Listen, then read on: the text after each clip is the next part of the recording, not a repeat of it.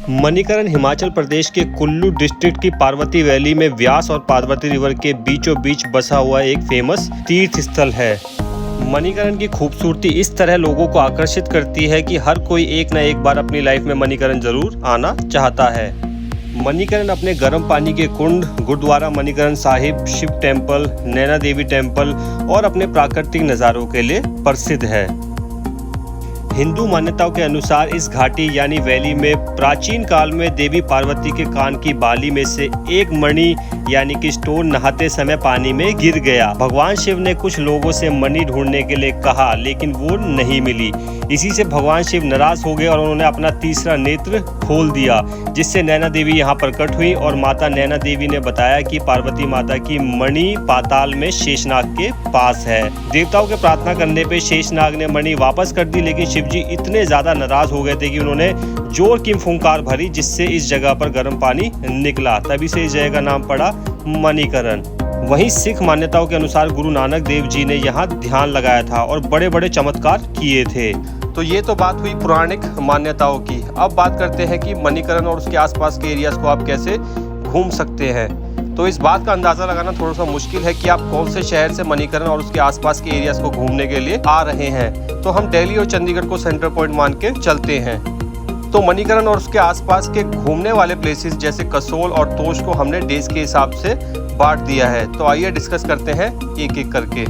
तो बात करें डे 1 की, तो आप डे 1 में मणिकरण जाने के लिए अपने शहर से चंडीगढ़ या दिल्ली पहुंच सकते हैं। चंडीगढ़ से मणिकरण करीबन 291 किलोमीटर और दिल्ली से मणिकरण करीबन 523 किलोमीटर पड़ता है। तो आइए अब बात करते हैं कि डे 1 में दिल्ली या चंडीगढ़ पहुंचने के बाद आप कौन कौन से ट्रांसपोर्ट के माध्यम से मणिकरण पहुंच सकते हैं। तो आइए सबसे पहले बात करते हैं वॉल्वो बस की। तो वॉल्वो बस से मणिकरण पहुंचने के लिए सबसे पहले आपको कसोल पहुंचना पड़ता है। बात करें अगर वॉल्वो बस से दिल्ली टू कसोल पहुंचने की, तो आप शाम 5 बजे के बाद दिल्ली से कसोल के लिए वॉल्वो ले सकते हैं, जिसका चार्ज 750 रुपीज से लेकर 1200 रह सकता है ऑफ सीजन के टाइम, और 1200 से 2000 रह सकता है सीजन के टाइम। चंडीगढ़ से कसोल बाई वॉल्वो पहुंचने की बात की जाए तो आप रात 11 से 11:30 के बाद चंडीगढ़ से कसोल की वॉल्वो ले सकते हैं। किराए की बात करें तो वॉल्वो बस चंडीगढ़ से भी लगभग उतना ही चार्ज करती है जितना दिल्ली से करती है। वहीं बात करें अगर हिमाचल रोडवेज की ऑर्डिनरी बसेस से कसोल मणिकरण पहुंचने की, तो दिल्ली से कसोल के लिए HRTC की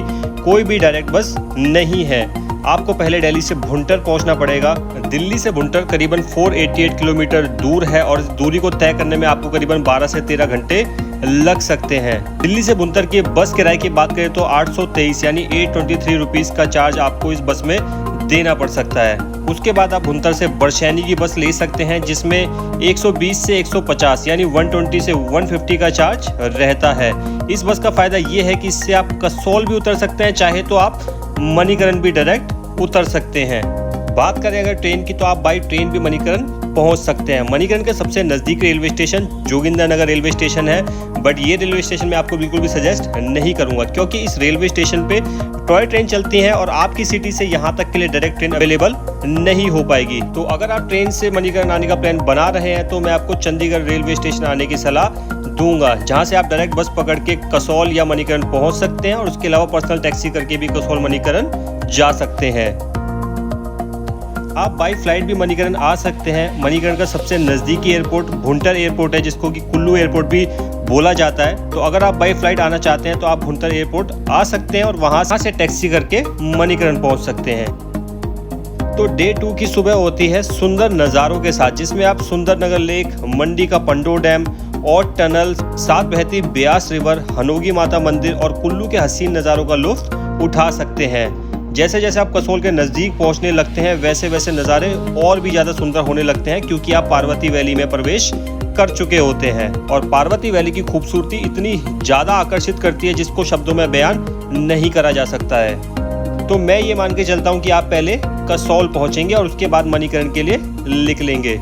तो कसोल पहुँच के आप या तो रिवर साइड कैंप में या फिर होटल में चेक इन कर सकते हैं। मैं आपको रिकमेंड करूंगा कि आप रिवर साइड कैंप में स्टे लें, क्योंकि इन सभी कैंप्स में रुककर आप पार्वती वैली के हसीन नज़ारों का लुत्फ उठा सकते हैं। जहां एक तरफ आप बहती हुई पार्वती रिवर को देख सकते हैं, तो दूसरी तरफ आप ऊंचे ऊंचे पहाड़ों का लुत्फ उठा सकते हैं। रात में आप यहाँ रिवर के किनारे बॉनफायर और म्यूजिक का लुत्फ भी उठा सकते हैं। तो सबसे पहले बात करते हैं कसोल की लोकल साइट सीइंग का।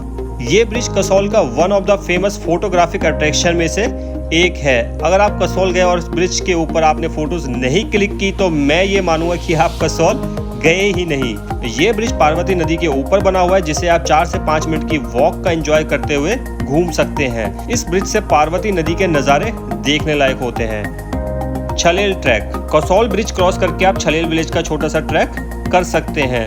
कसौल से छलेल पहुंचने में आपको 25 से 30 मिनट लग सकते हैं। इस सफर के दौरान आप कसौल ब्रिज, बहती हुई पार्वती रिवर और ऊंचे ऊंचे पहाड़ों का लुत्फ उठा सकते हैं। Nature park Kasol.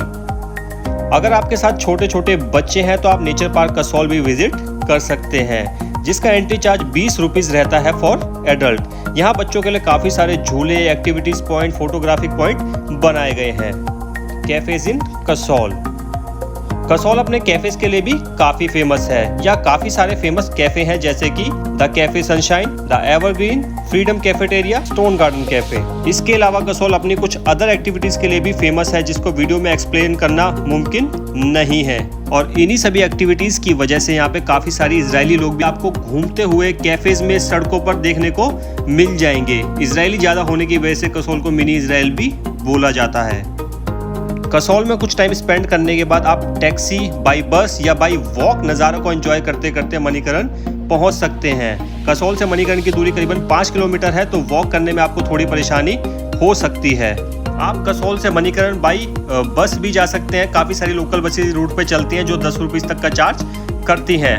आप टैक्सी करके भी कसौल से मणिकरण जा सकते हैं। शेयर टैक्सी 200 रुपीज़ पर पर्सन का चार्ज आपसे कर सकती है। वहीं प्राइवेट टैक्सी में कसौल से मणिकरण के 1000 रुपीज़ तक भी लग सकते हैं।